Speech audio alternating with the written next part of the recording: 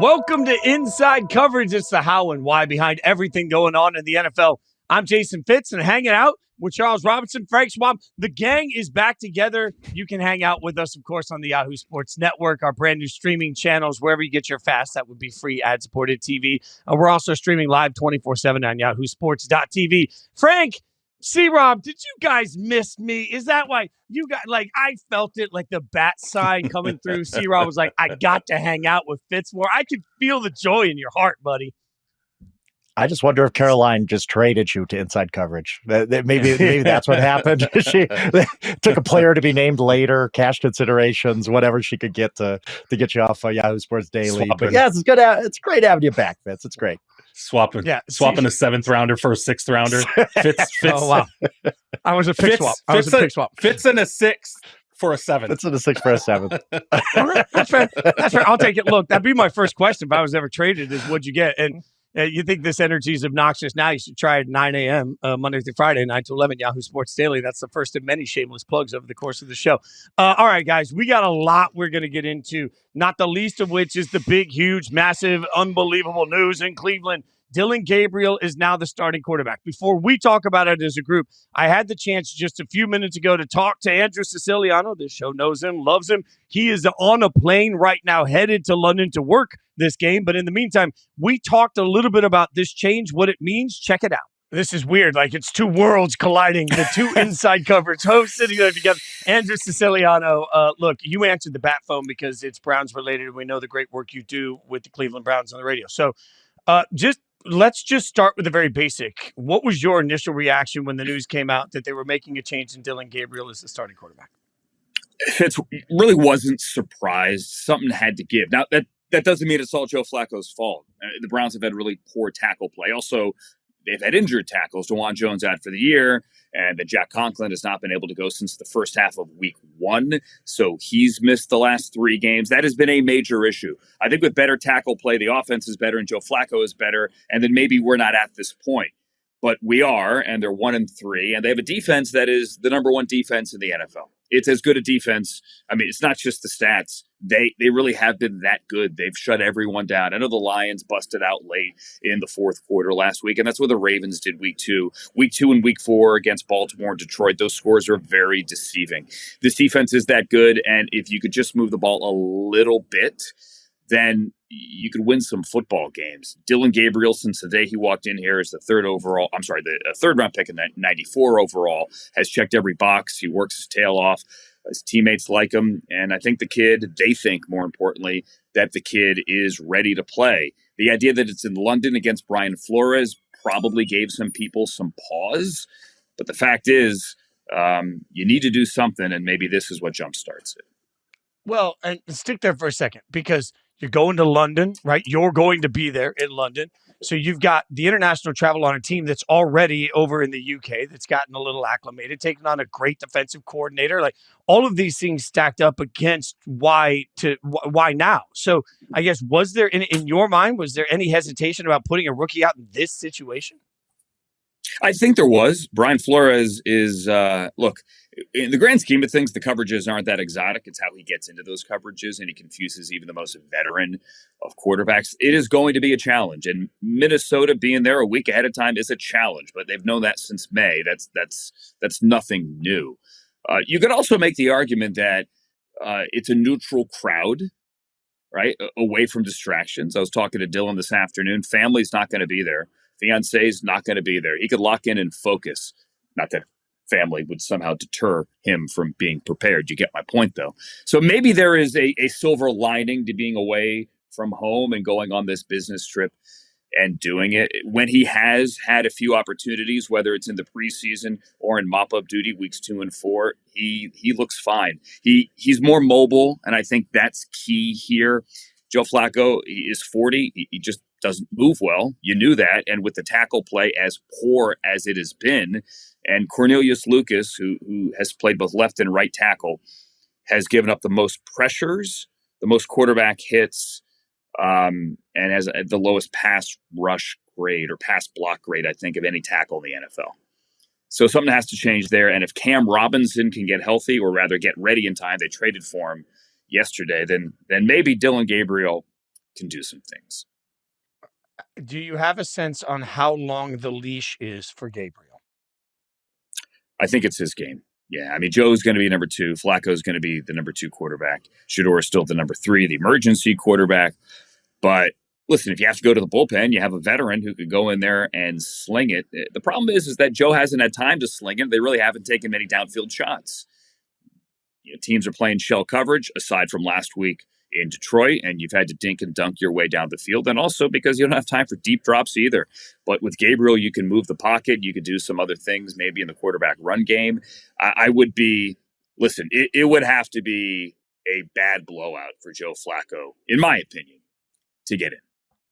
So this is just the unfortunate part of drafting 2 quarterbacks in the same draft, though. What everybody's going to do if Dillon has even a bad half is suddenly try and stack it to Shedeur. So is there some point where, Shedeur is sort of creeping around the corner? Like, where does Shedeur lie in all of this?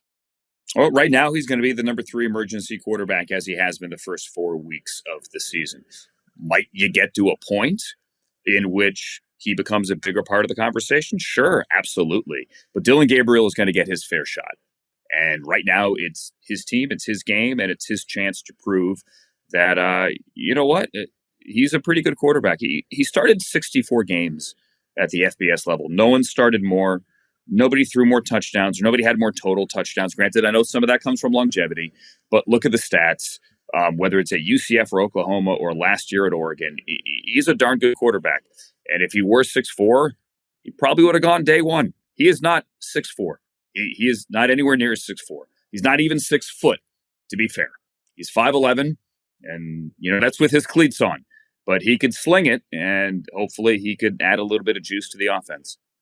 And there's nothing better than NFL heights when you actually meet people in person and find out that it's never even close to accurate. You've got a plane to catch, man. What's your media guide height, Fitz? Oh, my media. Oh, look, I've always said I need my quarterbacks to be taller than Field Yates. When my quarterbacks are shorter than Field Yates, that's where I'm uncomfortable. Like if Field takes a selfie, your actual height.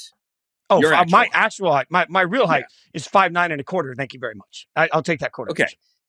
Yeah, and my driver's license says 5'7". I think an old one might have said 5'8". I think they're. I don't know. My media guide might say 5'10" if there ever were a media guide, and that would be a lie. It would be an absolute lie. But sometimes people say to me, always thought you were taller, right? I'm like, well, I'm 6'4" on TV, buddy. As long as I'm not standing next to Joe Thomas or really anybody that plays a professional sport. After years of Mike Golick Jr. telling the entire audience that we ever worked with that I was a tiny, tiny man, the biggest compliment I got at the Super Bowl was when somebody walked up and said, "Hey, you're not as little as I thought you were going to be. I'm making it. This is the world I'm in. I'm making it." Lean into it. Like, every now and then somebody will throw a short joke at me. I'm like, if you think at my advanced age that I get bothered by that, like I've been this height since I've been about 14 years old. It ain't changing. I'm good with it. Lean into the jokes. I always tell people, for a musician, I'm sufficiently average. Okay, thank you very much. Don't catch your flight. Hang out in London. We appreciate you hanging out with us, getting a little time. I'll keep the seat warm for you while you're gone, but mostly enjoy your trip, brother. Appreciate you, my friend. All right, gentlemen, those are some of Andrew's thoughts on the change, the transfer. I want to get your thoughts on this, though. C-Rob, we talked a little bit about this on Daily when he came on with us this morning, but are you at all surprised the more that it's sunk in? Like, this is a international travel. You've got body clock adjustment for a 5-hour time change to Cleveland. You're taking on one of the better defensive coordinators. Like, it just feels like this is a heavy lift for Dillon Gabriel, doesn't it? It's an interesting point to make this decision. I mean, I if you're the Browns and you're sitting there and you're saying, look, we're not scoring points. We're definitely not effective. We're seeing Joe Flacco make mistakes that we're accustomed in past years, maybe seeing him make the mistakes deeper into the season when we're in the throes of trying to actually make the postseason. It looks like the fall off has come a little bit earlier. I guess you could say, well, okay, yes, it's an overseas game. Yes, it is a Brian Flores defense, but we also have one of the top defenses in the league, and we're facing a quarterback in Carson Wentz who has a penchant for doing what? Turning the ball over, for giving it to you and giving you opportunities to succeed and win games. So from that standpoint, from the standpoint of the Cleveland Browns defense, could be sitting there and looking at it and saying the Vikings has been over there now 2 weeks. This will be 2 weeks in a row for them. You could argue body clock for them. Yeah, granted, they've been over there, so you would think it's time for them to acclimate. But again, you're on the road overseas for 2 weeks dealing with this. And, and again, I just keep going back to the fact that they know what Wentz is in there, and you have to believe that he'll give them opportunities. Now, thoughts on, look, the Gabriel starting, all the Shedeur Sanders stuff, why Joe Flacco is number 2. But I'll throw it to Frank and I'll let you chime in on this, because don't even get me going on the rant about why Shedeur is not number 2 Wow. and the absolute sickness that continues to chase around Shedeur Sanders and his fan base. Glad to have you today, Charles. I will kick it back to you Yeah. for that, because I do want to hear this now. But I'll be honest with you. I don't like this move. For all the reasons that have been talked about, including you, Charles, just now. Why now? I do get it. Yeah. I understand the thought process behind it, because you're 1-3. You feel like you have one of the best defenses in the NFL, and you do. Let's not waste any more time. Let's see if this kid can give us a spark like Jackson Dart did for the Giants last week. I do get it, but I just don't like it, because this is as bad of a situation as you could put a guy in. And we talked about this on Monday. I do think it's overrated to talk about, where's the soft spot in the schedule where we can get this? There's usually not a soft spot. Like, all these defenses are professionals. It's either going to be, you can always find a reason, right? But this is extreme. It's in London. It's against probably the toughest defense in the NFL schematically, I think you could play against. Sure. And then you're just going, assuming that he doesn't play so poorly, loses his job right away, you're going right to Pittsburgh without a bye to play them. And that's still Gabriel's second start. That's not good either. They played the Dolphins in week 7. It's like, well, that's at home against a bad defense. So I don't like it, but I get it. I understand why, because NFL teams don't sit around thinking about, they do, but not to the extent of what's best for his development.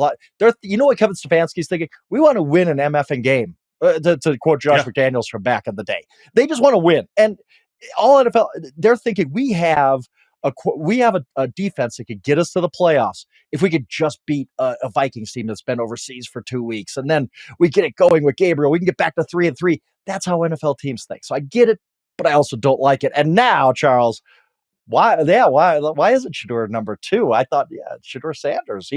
Why didn't he even start? Yeah, I don't know. Sure. I'm uncertain. Let's go ahead and elevate another rookie to be the backup support role for your number 1 rookie. And by the way, your backup support role rookie also wants the job of the guy who's starting and really has no inclination to help him, doesn't know the offense better than him. What can Shedeur really offer in a number 2 role other than more garbage from the Shedeur fanatics out there, which honestly, it's sports answer to a political cult at this point. It really is. And go ahead and read between the lines about who I'm talking about there, but this is absolutely ridiculous. A rookie who knows the offense less than the rookie who is starting is not any help to the rookie who is starting. I will key you in onto this. If Shedeur Sanders had been the first rookie quarterback to start for the Browns, Joe Flacco would have been Shedeur Sanders' backup, because the Cleveland Browns want to make sure that the person in the support role knows the offense and has as much experience as possible to be there for the starter. Now, I'm not saying that can't necessarily happen from the number 3 spot, but there's an added wrinkle here. If you put Shedeur Sanders at number 2 behind Dillon Gabriel, what are you fostering? You're fostering an environment where these sicko fans who just can't get over the fact that Shedeur is not being elevated fast enough, and that the world's against Shedeur, and that it's all about politics, and it's all about all this other. They're just going to sit there and go, Dillon Gabriel struggled for a series. Let's get Shedeur in there. Dillon Gabriel struggled for a half. Let's get Shedeur in there. Dillon Gabriel struggled for 3 quarters. Let's get Shedeur in there. If Joe Flacco's the backup, no one's going, let's get Flacco in there. Okay? We are so off the rails here. And honestly, I hope Dillon Gabriel plays really well.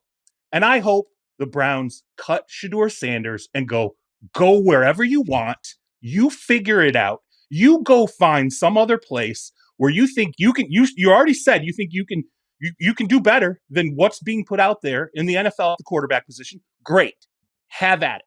Go ahead, shove off. Go somewhere in the NFL and you figure it out there. And you take the ESPN echo chamber where the morning hosts say this, and then the Sunday morning hosts say this, and then the reporters come in to explain why Shedeur's pantomiming, and then this happens, and then that happens, and go ahead and take the entire ESPN machine, and we've been part of it on the media side of the fence too, but nobody has driven this more than ESPN. Go ahead and take that with you to whatever city you're going to next, because what is happening now here is that line that caused teams not to draft him, because they knew if we get to a point in the season, he's going to get asked the question, he's going to want the job, and he's going to do the pantomiming thing, which supposedly, according to Adam Schefter, was a response to Rex Ryan. So one ESPN employee explaining a player's response to another ESPN employee.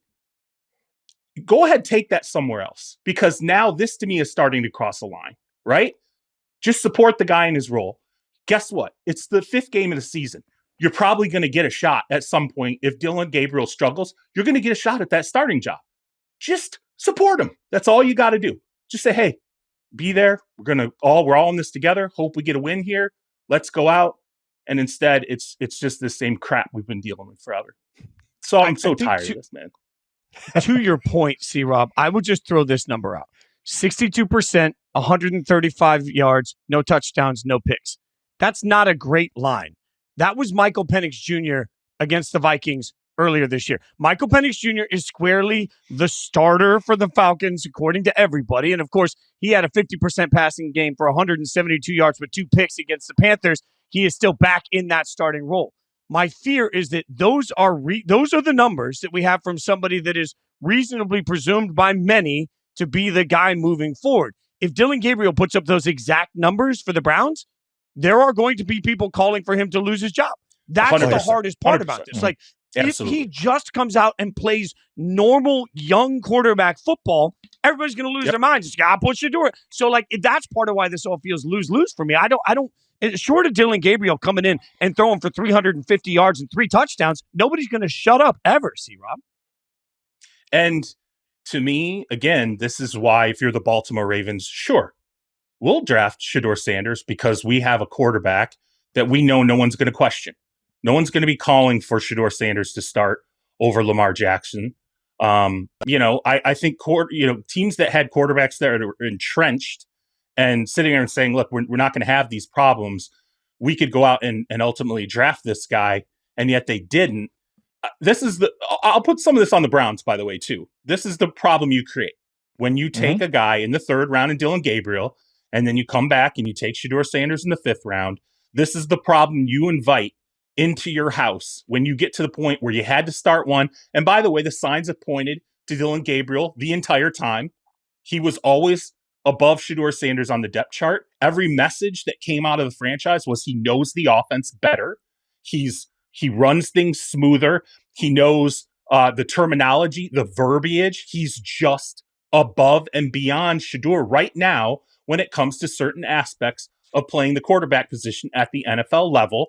When he got his opportunities, he looked good in the preseason. He's gotten very limited opportunities during the regular season. Did lead a touchdown drive against the defense, in the Baltimore Ravens who had just given up at that. I mean, at that point, they're like, yeah, we're fine, whatever. Like, it's not like he was, facing a world-beating Baltimore Ravens defense. Even if it was the first string at this point, it looks pretty bad in Baltimore. But again, Shedeur was always slated to be the guy who comes up behind Dillon Gabriel. And if he had taken that spot from Dillon, I'm telling you right now, if he had taken that spot from Dillon, the guy backing up Shedeur Sanders this week would be Joe Flacco. And nobody from ESPN, nobody from our shop, nobody from any other media outlet would be sitting there going, why isn't Dillon Gabriel number 2 on the depth chart? What's going on? This is ridiculous. They're setting up Dillon Gabriel to fail. We wouldn't have heard any of that crap. None of it. But because it's Shedeur, we have to hear it. And this is what he invited all along. All this is doing right now, I think, is proving why teams stayed away from him in the NFL draft. And frankly, exactly it looks wise. That's exactly what I was going to say, Charles. I thought the best point, you made some great points, and I love that. I co-sign just about everything you said. I think the best point, though, is when people in April are like, why didn't anybody want to draft Shedeur Sanders? He's being blackballed by the NFL, blah, blah. This is why. We only had to get to week 5 for everybody to see it. Like, as Andrew pointed out on the show, I think it was a couple weeks ago, no other third-string quarterback in the NFL got interviewed that week, other than Shedeur Sanders, who had some soundbite that went viral. Maybe some reporter asked Jameis Winston something, but probably not. This is it. It has always been a circus. It has always been more than it is. And Shedeur doing the whole thing today, I think he's trying to be funny or whatever he's trying to do. I don't know, but just. No, I'm not being interviewed today. I'm third string guy. Like, I'm not taking anything away from Dillon Gabriel. I'm not making myself part of the story. That's all he's got to do. Like you said, he's probably going to get a shot at some point, and it's ridiculous. Now you see why teams didn't want to draft him.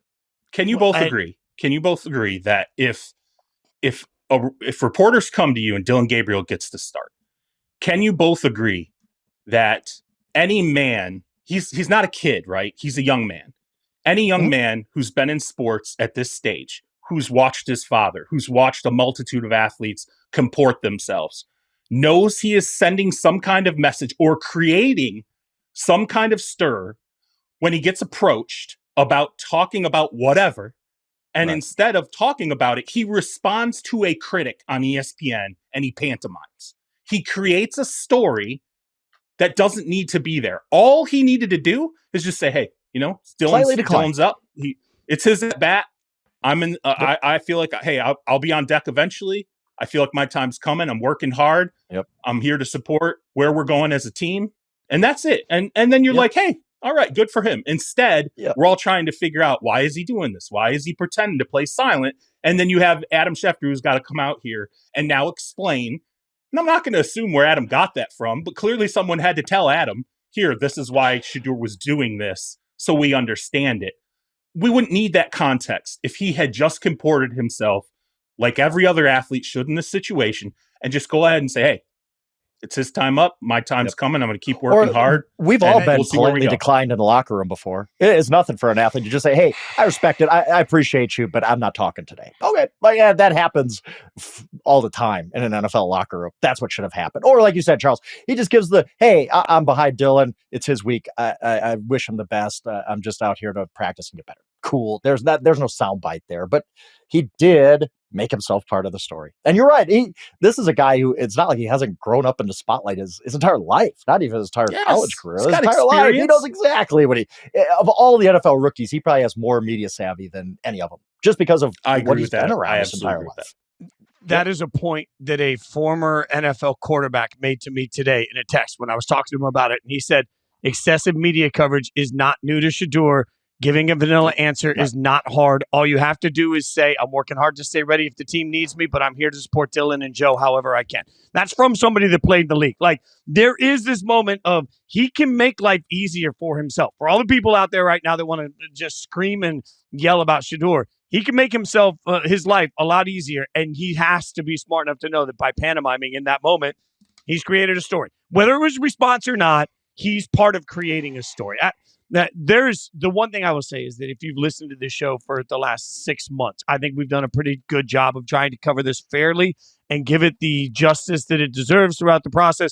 I just hope everybody sits down, shuts up, and colors on their book long enough to give Dillon Gabriel a real shot at playing quarterback in the NFL without constantly wondering what's next. All right, we got a lot to get to over the course of the show, including some injury updates. What are the Commanders doing with Jayden Daniels? We'll tell you the latest next on Inside Coverage. Welcome back to Inside Coverage. A lot of injury updates as everybody's got their eyes on, especially what's going to happen with Jayden Daniels. And we get some news there as he's been medically cleared by doctors for a full participant in Wednesday's practice. This is his quote, I plan on going out there on Sunday.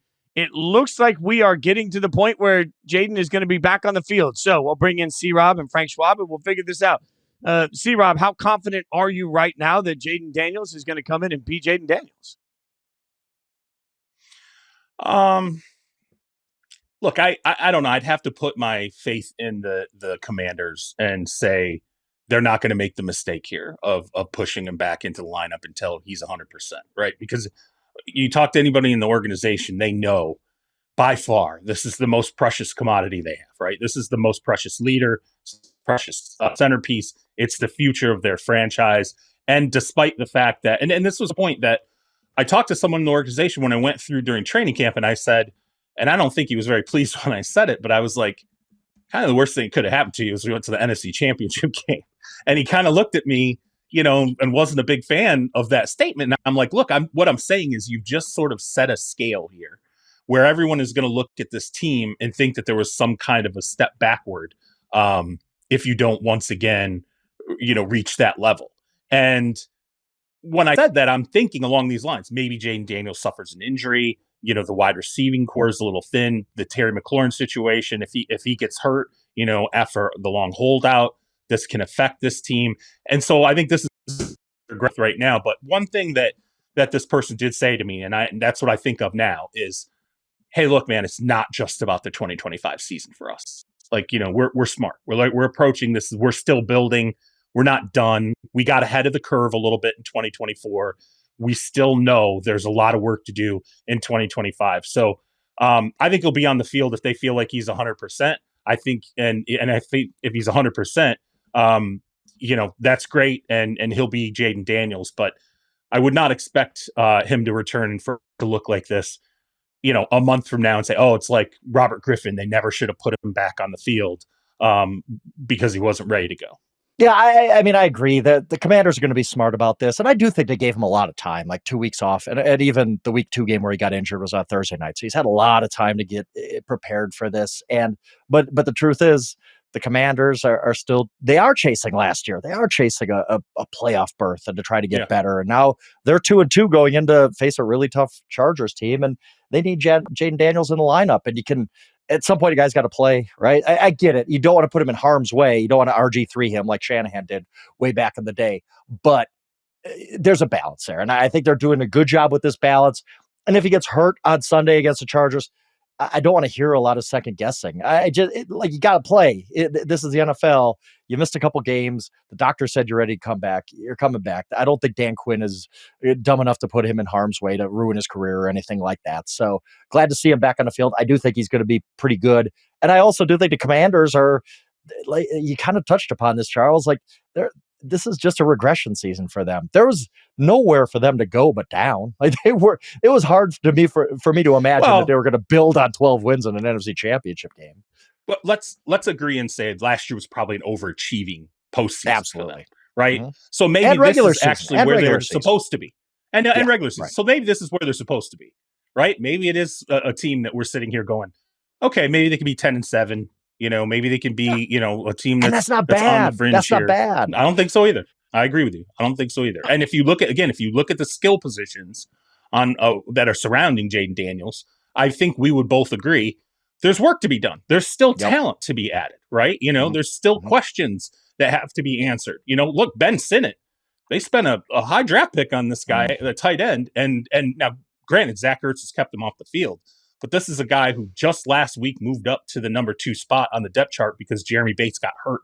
And I know tight ends come along slowly, but, there are questions that have to kind of be answered. And then I think defensively, obviously we saw them getting taken apart in practically every way against the Falcons last week. And that in and of itself is concerning. So I don't necessarily look at the Commanders as an NFC title team last year. I thought it was over their heads. I thought it was going to be an albatross this year, because I thought they were still in the midst of their development. And I just think that's the reality that we're living through right now. Even a year ago, C-Rob, when we were in the midst of that season, you were fair about that then, that it felt like people within the organization were looking around saying, wow, we are way farther ahead than we thought we would be with Jayden as the quarterback. And I think that's the advantage. Like we talk about this all the time, but when you draft and you hit on that young quarterback that's a superstar, it suddenly rises you to the next level. But if you really want to become sustainably a great team, you've got to draft well and surround that guy with talent. This isn't a hot take, right? One of the issues, though, Frank, if we're being fair, is that the NFC so far, we're a month in, but the NFC looks a lot better than a lot of us thought they would be. So it's interesting that at 2-2, if you're 2-2 in the AFC, you got tons ahead of you because the AFC's got a lot of bad teams. In the NFC, we got a lot of 3-1 caliber football teams. If you're Washington, you do need to at least keep an eye on that and say, man, what we don't want to do is lose a lot of ground right now. So I think it's important for Washington to win, to stack some of these wins just to keep themselves in that playoff momentum category. Yeah. Commanders Chargers is a really interesting game, isn't it? Either you're talking about a 2-3 Commanders team, or you're talking about a Chargers team that all the air is out of the balloon from their 3-0 start. But especially in the NFC, when you look at how good the NFC West is, obviously the NFC North with the Bears winning a couple games in a row, it's a gauntlet. Like, it's going to be hard to get wild card spots in the NFC. And I will say this about the Commanders, like, they do need to draft well. They need to get some young talent. I'm pretty sure I'm maybe a little bit off, but I think the Commanders have the oldest roster in the NFL this year, which is kind of crazy when you think about it, because we think of them as young, a lot of age. We think about them as a young team because the face of the franchise is 24 years old or whatever Jayden is, and he's awesome. But it's an old team. It's still kind of a team in the process of rebuilding, but yet, right now, like, this isn't a team that's rebuilding. It's a team that, hey, Jayden Daniels, we need to win week 5. Let's get back on the field. Here's the crazy thing too, Frank. Like, when I went through there 2 off seasons ago, and Adam Peters, the general manager, had just taken over. Dan Quinn was coming in. They just drafted Jayden Daniels. At that time, I know the thought process was, because I asked them about it. I kind of compared it to San Francisco, where Adam Peters obviously had been. I said, is this going to be a situation like where Kyle Shanahan and John Lynch come in? I look at the 49ers in their first off season, and then I come and visit 2 off seasons later. So basically into their, 3rd preseason, they're heading into their 3rd training camp. And I said, is the roster going to be 80% different? And I think the agreement was, yeah, it's going to be like 80 to 85% different than it was when we first took over. If you come here, 3 training camps later, they're in the middle of that. They're only 2 training camps in. So there's still churn that's going to happen between now and next season. Frank, you made a great point. I don't want to get lost. Before we move on, I will just quickly say this. The Chargers started 3-0.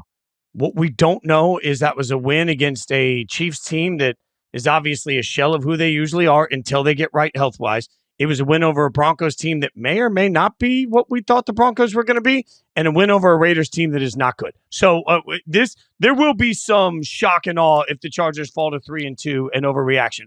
Let's get to another piece of injury news.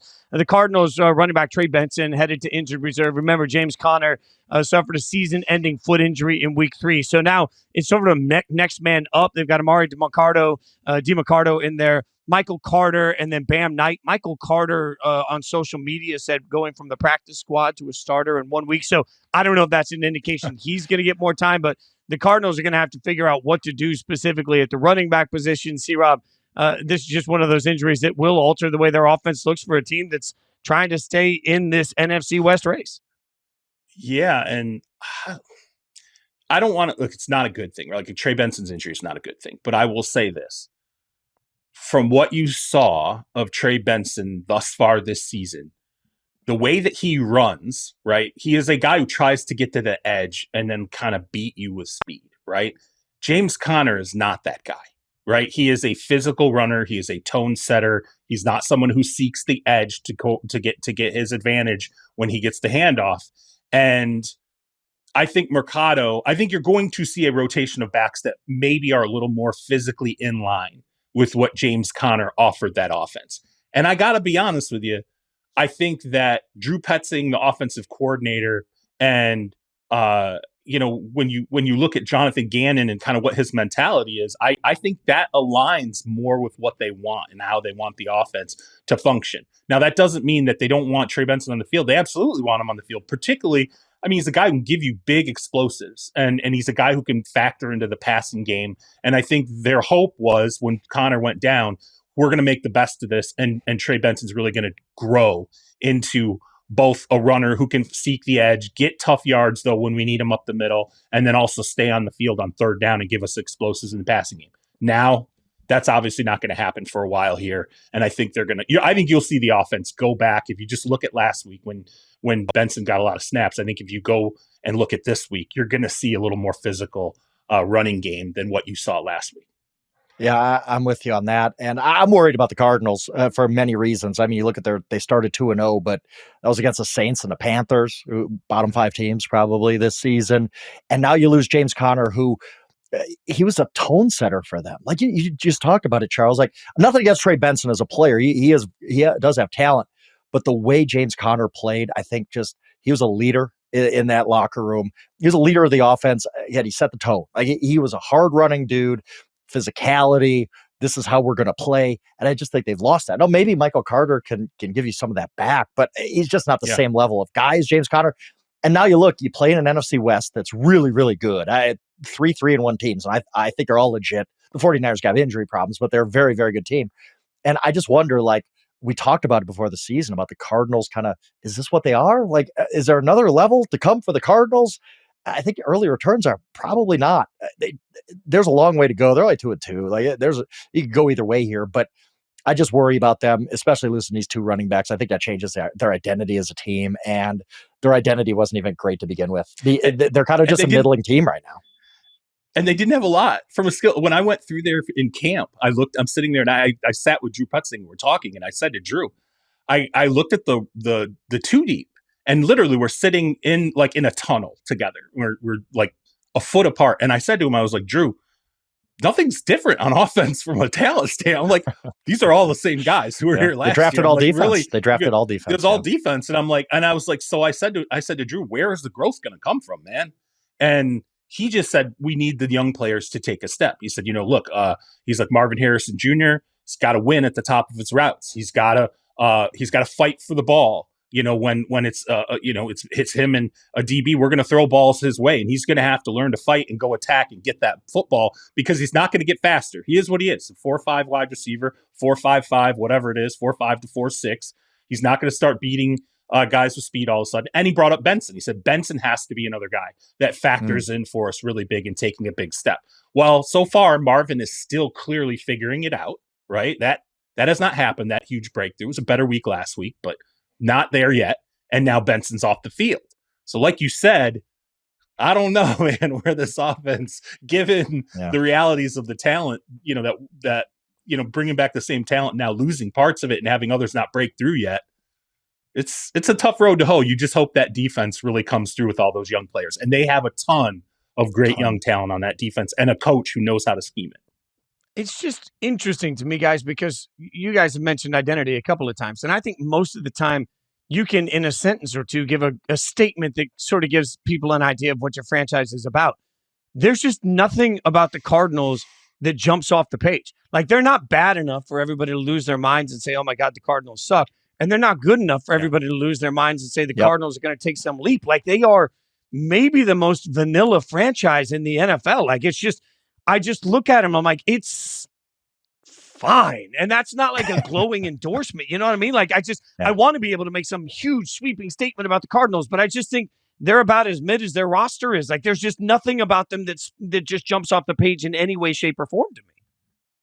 It's got to be the defense, though. It's got to be because of Gannon, and the draft they had this year, and also Kyler. We really haven't talked about Kyler, but we keep doing this. I railed about this in the summer. Like, we keep doing this. This is Kyler's breakout year. It's like, he's played a lot of NFL football. This is just who he is. There's no level coming with Kyler. Like, it is, and that's kind of part of the Cardinals' whole issue. If Kyler's just going to be middle of the road, not bad enough, not good enough, they're just kind of there, then where's the improvement come from? Like you're talking about with Drew, and it's like, yeah, okay, these things can happen. Marvin Harrison can become the guy we thought he was going to become, and Trey McBride's awesome, and maybe Trey Benson becomes a dude as a running back, but it's still all about Kyler, and I don't see anything different from him than I've seen the last 8th year for him, 7th year. Like, it's just, this is who he is. This is the level he's at. And they entered the season too, by the way. I think they knew, with all due respect to Michael Wilson, I think they knew we don't yet have, like, they felt like, okay, we're going to see Marvin take a step this year. That's what they're depending on. And then they were like, okay, I thought next offseason, this coming offseason, the number two wideout spot was going to be a huge emphasis for them. They're going to go hunting for a guy, but they also need Marvin to really separate himself, be the number one and become a clear number one, like the dominant number one that they thought they were drafting. We're still not there yet. Now, I do think that can get better, but it's a tough road to hoe. And Drew Petzing, the offensive coordinator there, he's got his work cut out for him, the remainder of the season. But again, I think their identity can be Gannon, can be that defense, which just has a ton of young talent on it, it can be that. But as Fitz said, this division is not a joke, man. This division has definitely showed up in It's good. 2025. It is really good. I'm going to start a new award show at the end of the year, the Just Fine Awards. Like, yeah, they're just fine. And I think the Cardinals Y'all are average team. my leader in the pack for the winner of the NFL Just Fine Awards. All right. Speaking of quarterbacks, let's get into Baker taking on Sam Darnold. But more importantly, what's it mean for everybody that had a shot at him and missed? We'll talk about it next. Welcome back to Inside Coverage. Baker Mayfield and Sam Darnold will go head-to-head in a matchup of two quarterbacks that are playing really well. And it's a reminder that these two quarterbacks were not only, taking each other on. At one point, they were teammates. That's something that Baker was asked about during his media time. Check this out. You guys reminisce about the good old days in Carolina? What are you talking about? Reminisce about what days? The good old days in Carolina? Oh, nope. Baker with the win on how he handles that. That's great. Philosophical. Oh So, my God. just see, Rob, educate me here for a second. All right. Because Sam Darnold looks like he's playing really well, right? Baker Mayfield has become the king of, it's just a new Baker Mayfield. Well, the whole league had a shot at both these guys. We're watching Daniel Jones go out there and crush it with the Colts right now. And everybody tells me, well, systems matter and you got to get with the right system. I just don't understand how so many capable football coaches are incapable of identifying talent and then making them succeed. Like, it is a statement that the Carolina Panthers had two quarterbacks in the room at once that are both playing at a high level, and they let them both walk out the room. Like, how do you have that level of malpractice at the NFL level? Well, look where they crossed paths, right? In Carolina, it was a mess, right? Like, it was a mess. The talent was a mess at the time. The coaching staff was a mess at the time. The front office. I mean, it was just a lot. And honestly, ownership. Remember, don't discount that David Tepper was playing a hand in all this. David Tepper had to have his quarterback. David Tepper was pushing from above nonstop on, getting the answer to the quarterback problem. And that put an immense amount of pressure on a general manager. At the time it's, Scott Fitterer's there, the coaching staff, and they're all sitting there and they're going, we got to resolve this, but we have a lot of work to do with the roster. Like, there's a lot that needs to be built around these guys. And then what happens? You see Sam Darnold leave, and he goes to a loaded San Francisco team. He beats out Trey Lance, becomes the number 2 quarterback, and then sits and learns for a year. Learns the Kyle Shanahan system. Great. Awesome. Then where does Sam Darnold go? He goes to Kevin O'Connell, who is running a version of the Kyle Shanahan system after coming over from the Los Angeles Rams, and everyone is saying, the quarterback whisperer, all these things. And then he succeeds there, and then he moves to the Seattle Seahawks. Pretty good roster around him, pretty decent roster. Had a great roster, obviously, when he had his banner season in 2014. So you can see how Sam Darnold picks himself up and moves on. Baker Mayfield goes through the Rams organization. Remember, he got dealt to the Rams. So he gets a taste of the Kyle Shanahan system. He gets a taste of what was a pretty good roster, pretty good coaching staff. And he says, oh, okay, now I just need to figure out what's the right place for me. He bet on himself and went where? He goes to Tampa Bay. What was surrounding him in Tampa Bay? Assets, talent, players, Mike Evans, Chris Godwin, running backs. I mean, it was an offensive line that's damn good, right? He goes into a place, and by the way, Baker, what followed him to Tampa? Health. In Cleveland, Baker's health was not good. It was up and down. And don't get me wrong, there were problems with the surrounding roster with him in Cleveland, and then there were problems with the surrounding roster in Carolina. But the stars, I think, align for these guys in other places. And I frankly, I think Kevin O'Connell put it the best when he said, young quarterbacks aren't failing NFL. I'm going to go ahead and paraphrase here. Kevin O'Connell came out and he said, young quarterbacks aren't failing teams. Teams are failing young quarterbacks. Franchises are failing young quarterbacks. And I do think that happens, which is why every draft, and we can reprise this every single April, guys, it matters where you get drafted when you're a quarterback and you're going to a franchise. It matters what coach lands you. It matters what franchise lands you. And it matters the amount of patience that they're ultimately going to have. Yeah, I mean, you talk about Carolina, but what about Cleveland? I mean, Cleveland literally paid, I believe it was about $20 million of Baker's salary just to get rid of him so they could trade and sign Deshaun Watson. It's a bad organization. Bad organization. Hey, listen. Okay, wait. But let's be honest. It's very easy now. None of us thought at the time that they were going and getting Deshaun Watson on the field from a football standpoint on the field, not talking about all the off the field stuff, which was horrendous. On the field, we still thought that was the right decision. We still thought they were getting the commodity that was coming out of Houston. They weren't. History proved that. And that's ultimately. And by the way, I will also add in OBJ, the Odell Beckham Jr. crossroads with Baker Mayfield, the Jarvis Landry crossroads with Baker Mayfield there was not always great chemistry in terms of like the locker room environment. Yeah. And Baker needed tough. maturing. He needed to grow up a little bit, I guess, and probably get a wake up call. And he did. And great for him to turn around his career. I do want to ask real quick to kind of U-turn this a little bit. Are we ready to have the conversation about Minnesota and their decision in the offseason, or is it too early? Because I don't know. Sam Darnold looks pretty good in Seattle, and their quarterbacks. Are we ready? I mean, Carson Wentz looked awful in that. Like Carson Wentz didn't look worse than JJ McCarthy. Terrible. McCarthy looked like the worst quarterback in football, aside for one quarter. Like, if we're being honest, Frank, it's early. It's early. Okay, it's but early. wait. It's early. Wait.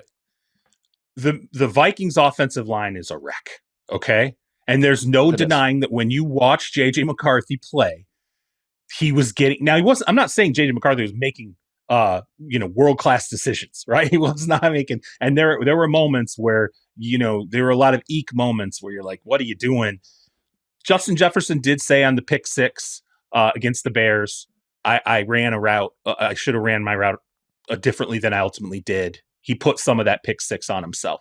Now, again, JJ McCarthy has looked rough, but we just had this conversation about our teams failing young quarterbacks or our young quarterbacks failing teams. We're going to find that out now with JJ McCarthy. I don't think they're going to have to go through it. It could be possible that the Vikings are failing. The Vikings are a great organization for quarterback. We see Joshua Dobbs have success there, right? Frank, but part of that failure is not just in a 2-game snapshot.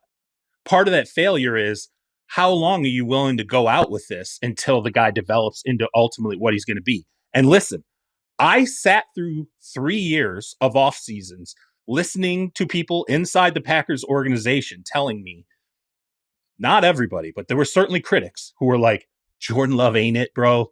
He is not it. And when he got that starting job, there were people in the organization that are like, dude, it is going to be bad. And I remember going to an owners meeting and listening to Matt LaFleur kind of be like, and this was on the verge of him taking the team over finally. Matt LaFleur was kind of like, we'll see.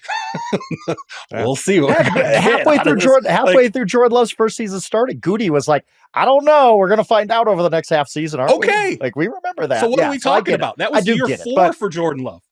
But that's the hardest part, guys. Like, we had Kirk Cousins on the morning show the other day, and I mentioned this to him. Bono, the lead singer of U2, for anyone that doesn't know, said in an interview a few years ago that it took U2 3 records to figure out who they were as a band.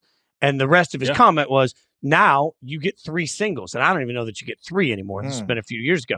Like, you get one song, and if it's not a huge hit, you lose your record deal and your career's done. Like, that's the way the music business has changed. I think this is much the same way. Like, we were, not we, you and I at this show, but overall, the Society of Quarterback Talkers a year ago were ready to anoint last year's draft class as, wow, one of the best we will ever see. And now we're sitting here saying, well, Caleb may or may not be it. J.J. McCarthy didn't look good. And Bo Nix, is he regressed? I'm not really sure if Bo's good. Michael Penix Jr. got benched, and then it was like, oh, is it Kirk Cousins' time again? Was Penix all a fraud? Like, it just shows you. I just think it takes 2 or 3 years. And nobody's going to give you 2 or 3 years. Right. I just think it takes 2 or 3 years.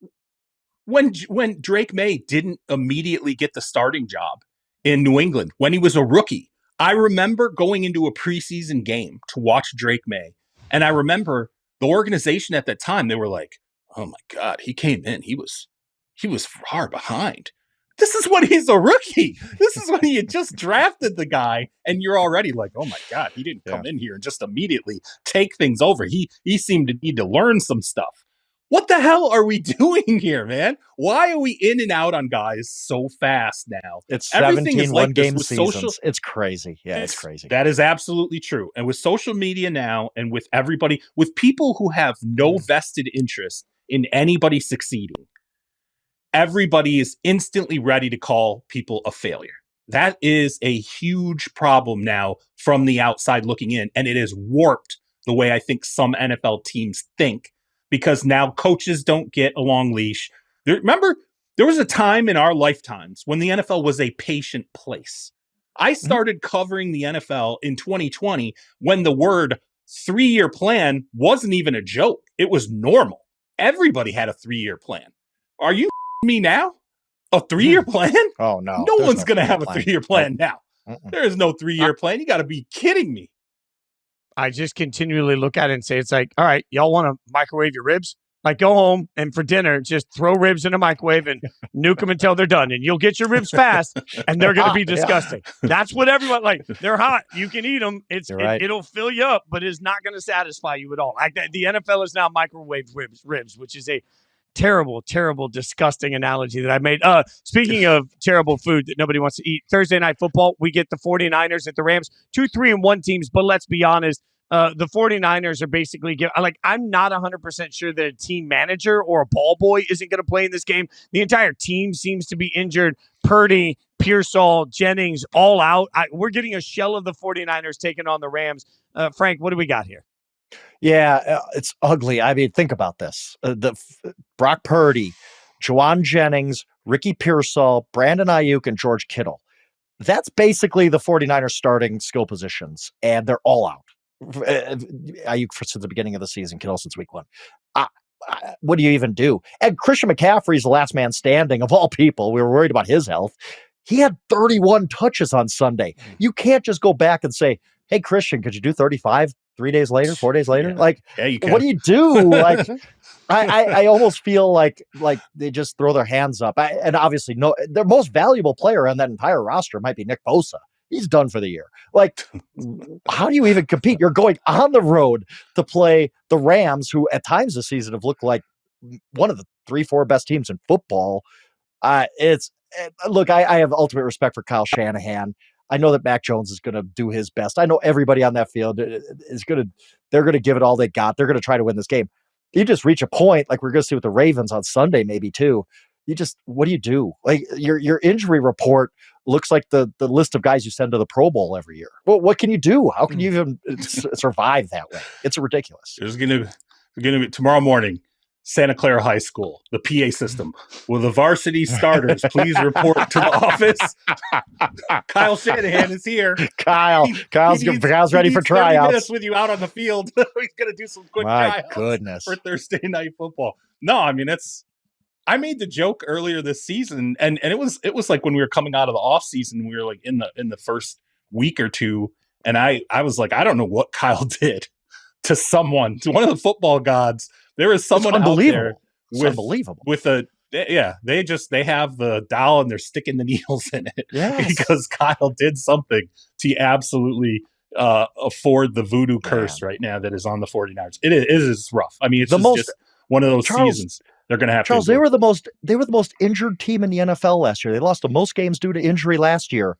That's not supposed to repeat. That's a total bad luck thing. And here we are. And they're the most injured team in the NFL again. Ravens. And I always wonder this. Yeah. Frank, do you wonder, because everyone always naturally asks this question with perennially injured teams. You start to you're like, let's pull it apart. What is wrong here? What's happening? Right. Are guys overtraining in the offseason? Like, is there an issue where we have too many guys that are coming in way too tuned up and then they're suffering? And I told people, I will say this, when the season started, I saw George Kittle. I was like, oh my God, he looks like he trained his butt off the entire offseason. He looks completely tuned up. Pearsall's always been kind of the Ferrari, right? It'll go fast. It'll be in the garage. Like it's going to be in the garage up on blocks at times because you're going to have to deal with some stuff. I wonder though, from a strength and conditioning standpoint, from a practice standpoint, I don't know, like this, you have to think that John Lynch is sitting there going, what are we doing here? Is there something we're doing here that is causing this to happen? And do we need to change maybe our methodology, or the players who we go out and obtain? Do we need to maybe change the way we're starting to look at them from a physical standpoint and augment this a little bit so that we're not having so many injuries? Or is it like Frank said, maybe it's just bad luck and you deal with it? I don't know, but a quick Google search tells me that Dustin Little is in his 6th season with the 49ers as their head athletic trainer. And I do happen to know Kittle's personal trainer in Nashville that works with him in the offseason. And I asked him how you come up with the plan. And he said the first thing you do is you talk to the team, and the team tells you what you want to work on. And then you sit down with the player during the offseason and you do it. I do wonder. I never root for anybody in any business to lose their job. I do think that the 49ers need to look at whatever their team trainer is doing at some point and ask these questions. And sometimes it's going to be arbitrary, guys. Sometimes you're just not going to be lucky. But when it happens year in and year out, I don't think there's an easy answer. We all think the Rams win this game. Is that fair? We're all taking the. Go ahead, Steve. I'm sorry.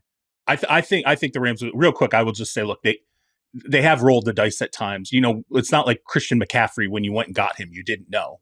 Hey, there's danger here. That's true. That's true. So there are times where they lean into it and they take that risk, and then they kind of see ultimately what happens. I think the Rams win. Yeah, I look at the talent disparity.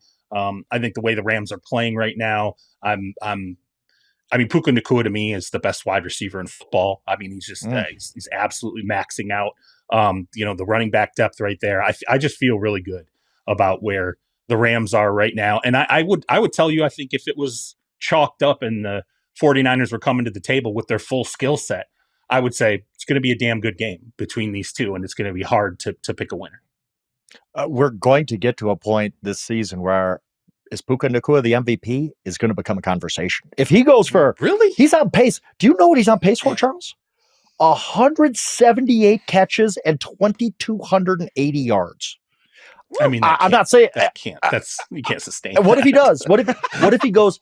What if Puka Nacua goes for 150 and 2,000 and the Rams win the division? I think there's going to be some people out there to say maybe Puka Nacua deserves to be MVP. A receiver's never won it. I don't think a receiver's ever going to win it. I say to the MVP voter on our show, but if he goes for 150 and 2,000 and shatters both of those records, you're going to hear it. You're going to hear it.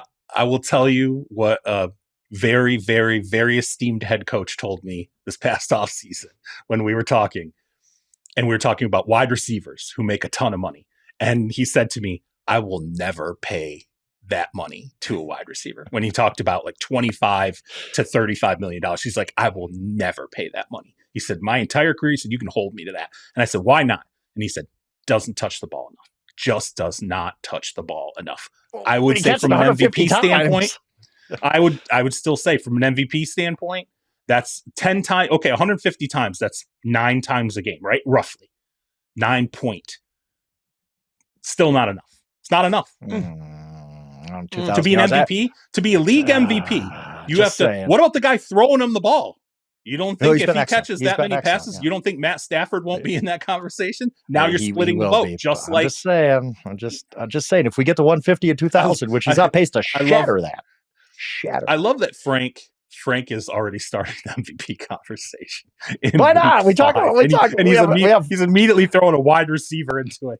Why not? I love this. I'm just saying, I'm getting ahead of the curve here because you will hear this conversation. Anyway, yes, I do think the Rams win, but I will say this. They're dealing with a short week. The 49ers are a prideful team. They're a well-coached team. This is a divisional game. I think the 49ers give them a game. Like, I don't know how, but I think they're going to throw the kitchen sink at the Rams in this game, just try to steal one. I think it's going to be a closer game than we think. It might not be pretty, but I do think the 49ers, even with all their injuries, find a way to 45 and a half. 7.5, not 45 and a half. 7.5. It's a big number. It's a Rams pretty big number. It's a big number. It's a big number, but the Thursday night, weird things happen. The degenerate in me will remind everybody that first half unders do really well on Thursday Night Football. Both teams are always sloppy. Nobody scores points in the first half. First half unders, That's a way to make a little cash. I'm here to help. All right. That's it for us. We will be back here tomorrow. Look, I'm at this point, I'm betting on what speed the next pitch is going to be in Major League Baseball. That's how far things have got for me.